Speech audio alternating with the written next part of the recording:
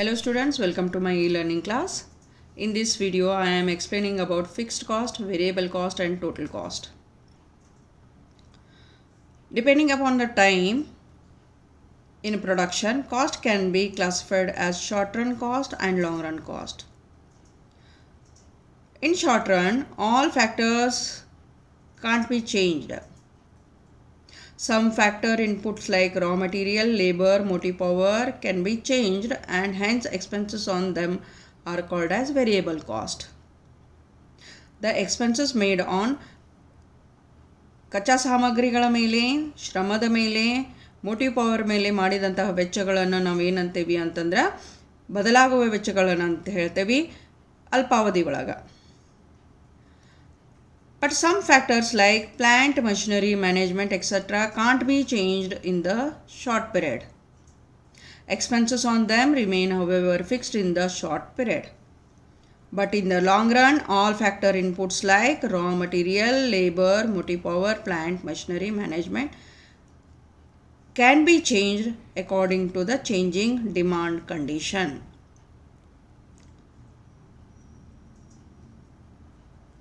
ಯಂತ್ರೋಪಕರಣಗಳ ಮೇಲೆ,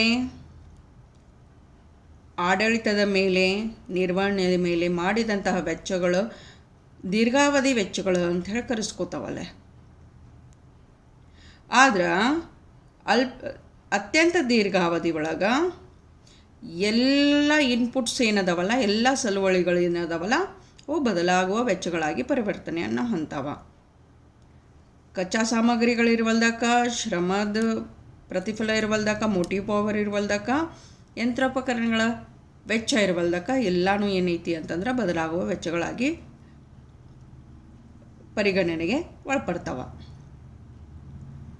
Still, depending upon the time and the nature of the expenses, we are classifying the total cost in fixed cost and variable cost.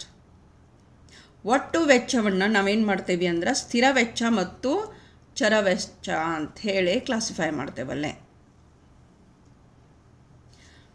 ಏನು ಒಂದು ಪ್ರಾಡಕ್ಟನ್ನು produce ಮಾಡಿದಂತಹ ವೆಚ್ಚ ಐತಲ್ಲ ಅದನ್ನು ಟೋಟಲ್ ಕಾಸ್ಟ್ ಅಂಥೇಳಿ ಹೇಳ್ತೇವೆ. ಟೋಟಲ್ ಕಾಸ್ಟ್ ಅಂಥೇಳಿ ಕರಿತೇವೆ ನಾವಲ್ಲಿ. ಆ ಟೋಟಲ್ ಕಾಸ್ಟನ್ನು ಫಿಕ್ಸ್ಡ್ ಕಾಸ್ಟ್ ಮತ್ತು ವೇರಿಯೇಬಲ್ ಕಾಸ್ಟ್ ಅಂಥೇಳಿ ಕ್ಲಾಸಿಫೈ ಮಾಡ್ತೇವೆ. ಸ್ಥಿರ ವೆಚ್ಚ ಮತ್ತು ಚರ ವೆಚ್ಚ ಅಂಥೇಳಿ ವರ್ಗೀಕರಣವನ್ನು ಮಾಡಾಕತ್ತೇವೆ.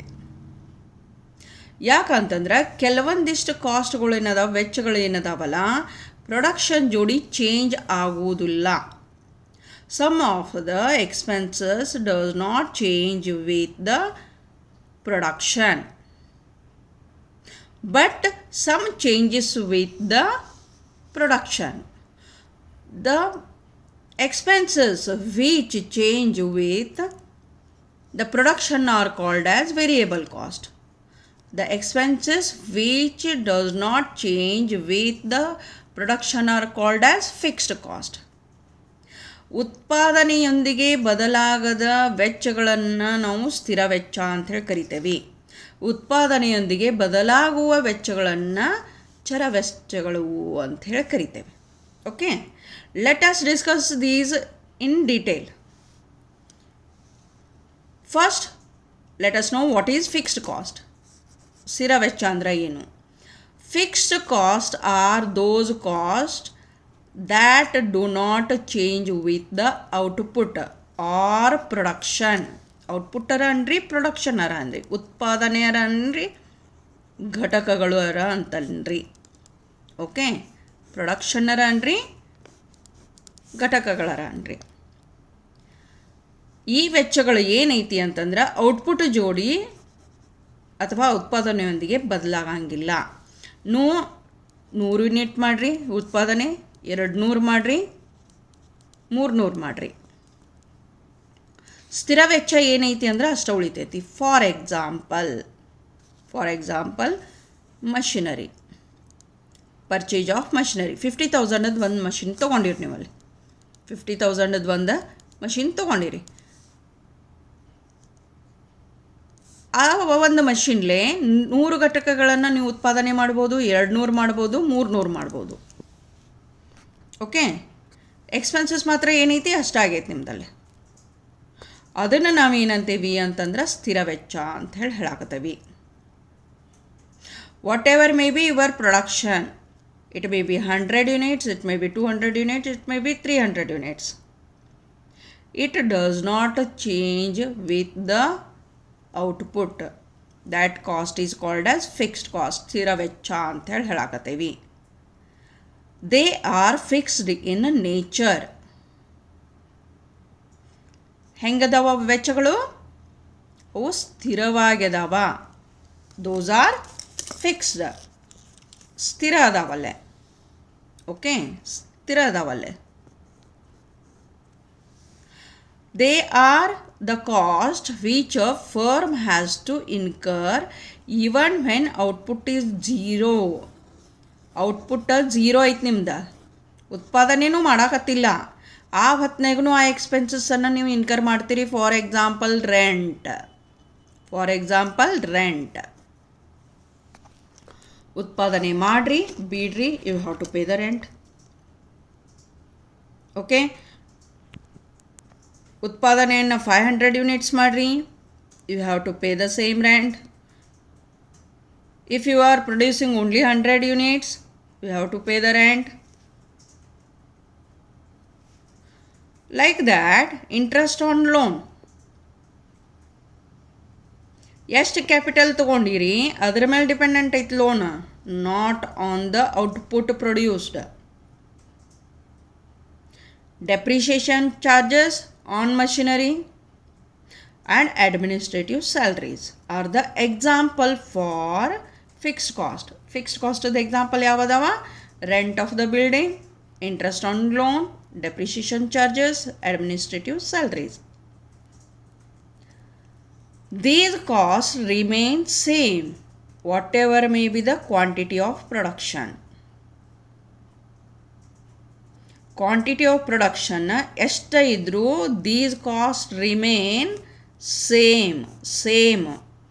ಏನಾಗಕತ್ತತಿ? ಒಂದ ಅಷ್ಟ ಇರತ್ತ. ಓಕೆ, ಉತ್ಪಾದನೆಯ ಪ್ರಮಾಣ ಎಷ್ಟೇ ಇರಲಿ ಈ ಘಟಕಗಳು ಸ್ಥಿರವಾಗಿರ್ತಾವ. ಸ್ಥಿರ ವೆಚ್ಚ ಉತ್ಪಾದನೆಯ ಪ್ರಮಾಣದ ಬದಲಾವಣೆಯೊಂದಿಗೆ ಬದಲಾವಣೆಯನ್ನು ಹೊಂದಂಗಿಲ್ಲ. Therefore, these costs are called as overhead cost. What these are called as overhead cost. ಇವನ್ನ ಮೇಲಾಡಳಿತದ ವೆಚ್ಚ ಅಂತಲೂ ಕರೀತಾರ. Therefore, fixed cost curve is parallel to OX axis. ಉತ್ಪಾದನೆ 0 ಇತ್ತು, you have to bear this much OF dust. Okay, if your production is 100 units, you have to spend the same amount. If your production is at 200, you have to spend the same amount.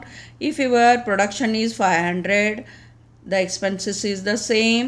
If your production is 1000 units, the expense is same. Therefore, here in this graph, OX axis represents the output, OY represents the cost, and FC is fixed cost curve. Okay, fixed cost curve ಐತಿ. It is parallel to OX axis. OX axisಗೆ ಅದು ಸಮಾಂತರವಾಗಿರತ್ತ, ಸ್ಥಿರವಾಗೈತಿ. ಉತ್ಪಾದನೆ ಎಷ್ಟು ಹಾಕಿರ್ಬಲ್ದಕ್ಕ ಅದು ಬದಲಾವಣೆಯನ್ನು ಹೊಂದಂಗಿಲ್ಲ ಅಂಥೇಳಿ representation ತೋರ್ಸಾಕತ್ತದಲ್ಲೇ. Okay, variable cost ಚರ ವೆಚ್ಚ ಅಥವಾ ಬದಲಾಗುವ ವೆಚ್ಚಗಳು ಅಂಥೇಳಿ ಹೇಳ್ತೇವೆ. Variable cost are those cost which vary with the output. What we are saying? Vary, changes with the output. Change with the output. ಉತ್ಪಾದನೆಯೊಂದಿಗೆ ಬದಲಾವಣೆ ಹೊಂದುತ್ತದೆ ಅಂಥೇಳಿ ಹೇಳಾಕತ್ತೇವೆ. ಅದನ್ನು ಏನಂತ ಹೇಳ್ತೇವೆ? ಬದಲಾಗುವ ವೆಚ್ಚ ಅಂಥೇಳಿ ಹೇಳ್ತೇವೆ. ಉತ್ಪಾದನೆಯೊಂದಿಗೆ ಬದಲಾವಣೆಯನ್ನು ಹೊಂದಾಕತ್ತೈತಿ. If you are producing 100 units, the cost may be 1000. If you are producing 200 unit, it changes to 2000. If you are producing 300 unit, it changes to 3000 units. Okay, it is changing with the production. ಉತ್ಪಾದನೆಯನ್ನು ಎಷ್ಟು ಮಾಡಾಕತ್ತೀರಿ ಹಂಗೆ ಇದೂ ಏನಾಗತ್ತೈತಿ ಹೆಚ್ಚಾಗತ್ತೈತಿ. ಹೆಚ್ಚು ಮಾಡ್ಕೊತ ಹೋದ್ರಿ ಹೆಚ್ಚಾಗ್ತೈತಿ, ಕಡಿಮೆ ಮಾಡ್ಕೊತ ಹೋದ್ರೆ ಕಡಿಮೆ ಆಗತ್ತೈತಿ. ಅದನ್ನ ನಾವು ವೇರಿಯೇಬಲ್ ಕಾಸ್ಟ್ ಅಂತೇಳಿ ಹೇಳ್ತೇವೆ. What we call it as ಬದಲಾಗುವ ವೆಚ್ಚ ಅಂತ ಹೇಳಿ ಹೇಳ್ತೇವೆ. Okay, the larger the output the higher would be the variable cost. ಹೆಚ್ಚು ಉತ್ಪಾದನೆ ಮಾಡಿದ್ರಿ ಎಕ್ಸ್ಪೆನ್ಸಸ್ ಹೆಚ್ಚೈತಿ. And the smaller the output the lower would be the variable cost. ಕಡಿಮೆ ಉತ್ಪಾದನೆ ಮಾಡಾಕತ್ತೀರಿ ಕಡಿಮೆ ವೆಚ್ಚ ಆಗಾಕತ್ತೈತಿ. ವೇರಿಯೇಬಲ್ ಕಾಸ್ಟದ ನೇಚರ್ ಏನೈತಲ್ಲೇ, the larger the output the higher would be the variable cost. Production ಹೆಚ್ಚು ಮಾಡಿದ್ರಿ ವೆಚ್ಚ ಹೆಚ್ಚಾಗತ್ತೈತಿ.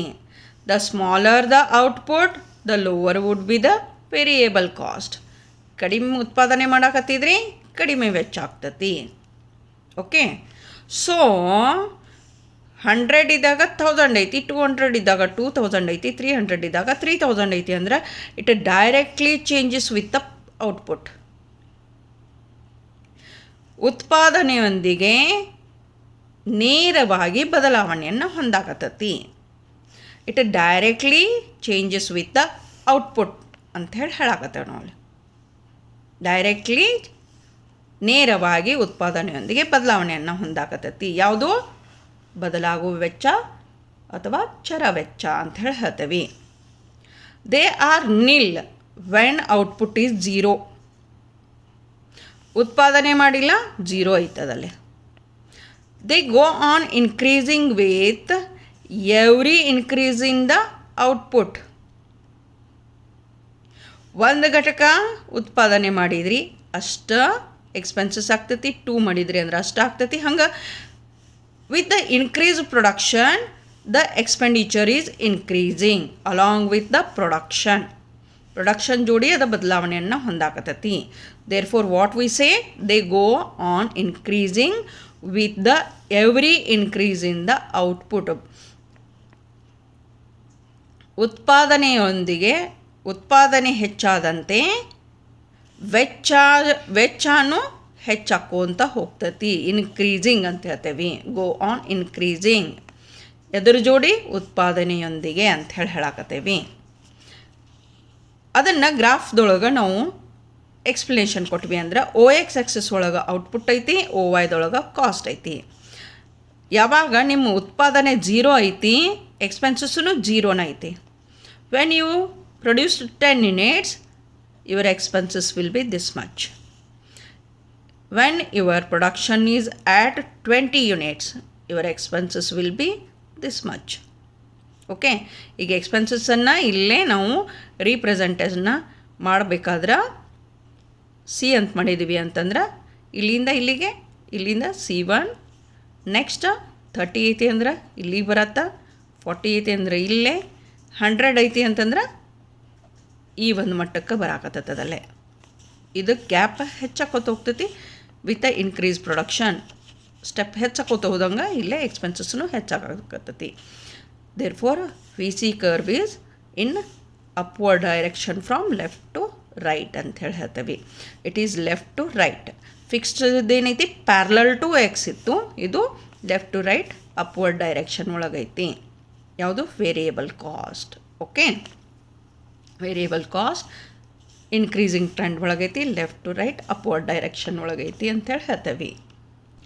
Then there four total cost is nothing but total cost TC is equal to total fixed cost plus total variable cost ಅಂತ ಹೇಳ್ತೇವೆ. ಒಟ್ಟು ವೆಚ್ಚ equal to ಒಟ್ಟು ಸ್ಥಿರ ವೆಚ್ಚ ಪ್ಲಸ್ ಒಟ್ಟು ಚರ ವೆಚ್ಚ ಅಂತ ಹೇಳಿ ಹೇಳ್ತೇವೆ. Total cost is nothing but the combination of total fixed cost and total variable cost ಅಂತ ಹೇಳಿ ಹೇಳ್ತೇವೆ. ಸ್ಥಿರ ವೆಚ್ಚ ಮತ್ತು ಚರ ವೆಚ್ಚವನ್ನು ಕೂಡಿಸಿದಾಗ ಬರುವಂಥ ಮೊತ್ತನ ಒಟ್ಟು ವೆಚ್ಚ ಅಂತ ಹೇಳಿ ಹೇಳ್ತೇವೆ.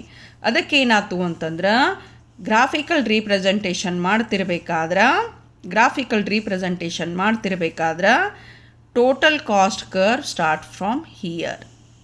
Okay, it is the total cost curve because it is nothing but the fixed component plus variable component. ಇದನ್ನು ಕೂಡಿಸಿದಾಗ ಆದಂತಹ ಟೋಟಲ್ ಕಾಸ್ಟ್ ಐತದಲ್ಲೇ. ಓಕೆ, ಒಟ್ಟು ವೆಚ್ಚ ಅಂತ ಹೇಳಾಕತ್ತೇವಿ. So it starts from here. Okay, here ಯಾಕಂತಂದ್ರೆ ಫಿಕ್ಸ್ಡ್ ಕಾಸ್ಟ್ ನೀವು ಉತ್ಪಾದನೆ ಮಾಡಿರಿ ಬಿಡ್ರಿ ಇಷ್ಟ ವೆಚ್ಚವನ್ನು ಮಾಡಾಕತ್ತೀರಿ. Variable cost at 0 point it is nil. After that it start increasing. ಹಂಗಾದ್ರೆ ಇಲ್ಲಿಂದನೇ ಸ್ಟಾರ್ಟ್ ಆಗಿಬಿಡ್ತದಲ್ಲೇ ಈ ಟೋಟಲ್ ಕಾಸ್ಟ್ ಕರ್ವ್. ಅದಕ್ಕೆ ಏನೈತಿ ಅಂತಂದ್ರೆ ಇಲ್ಲಿಂದ ಚಾಲು ಆಗಾಕತ್ತೈತಿ. It is the total cost curve. Okay, therefore total cost is equal to total fixed cost plus total variable cost ಅಂತ ಹೇಳಿ ಹೇಳ್ತೇವೆ. It is about fixed cost, variable cost and total cost. ಈ ಮೂರು ಕಾಂಪೊನೆಂಟ್ ತಿಳ್ಕೊಂಡಾದ ಮೇಲೆ next ನಾವೇನು ಮಾಡ್ತೇವೆ ಅಂತಂದ್ರೆ ಈ ಟೋಟಲ್ ಕಾಸ್ಟನ್ನು ನೆಕ್ಸ್ಟ್ ಏನು ಮಾಡ್ತೇವೆ ಅಂದ್ರೆ ಎವರೇಜ್ ಕಾಸ್ಟ್ ತೆಗಿತೇವೆ, ಮಾರ್ಜಿನಲ್ ಕಾಸ್ಟ್ ತೆಗಿತೇವೆ. ಎವರೇಜ್ ಕಾಸ್ಟ್ ಒಳಗೆ ಎವರೇಜ್ ಫಿಕ್ಸ್ಡ್ ಕಾಸ್ಟ್ ಅಂತ ಹೇಳ್ತೇವೆ, ಆಮೇಲೆ ಎವರೇಜ್ ವೇರಿಯೇಬಲ್ ಕಾಸ್ಟ್ ಅಂತ ಹೇಳಾಕತ್ತೇವೆ. Which I am going to explain it. ಇದನ್ನೇನೈತಿ ಅಂತಂದ್ರೆ ನೆಕ್ಸ್ಟ್ ಕ್ಲಾಸ್ ಒಳಗೆ ಎಕ್ಸ್ಪ್ಲನೇಷನ್ ಕೊಟ್ಟು what is the relationship between all these cost. Okay, total cost, variable cost, fixed cost ಮತ್ತು ಮಾರ್ಜಿನಲ್ ಕಾಸ್ಟ್, ಇದ್ರ ನಡು ಇರ್ತಕ್ಕಂತಹ ಸಂಬಂಧ ಹಿಂಗೆ ಅಂಥೇಳಿ ನೆಕ್ಸ್ಟ್ ಕ್ಲಾಸ್ ಒಳಗೆ ಎಕ್ಸ್ಪ್ಲನೇಷನ್ ಕೊಡಾಕತ್ತೇನೆ.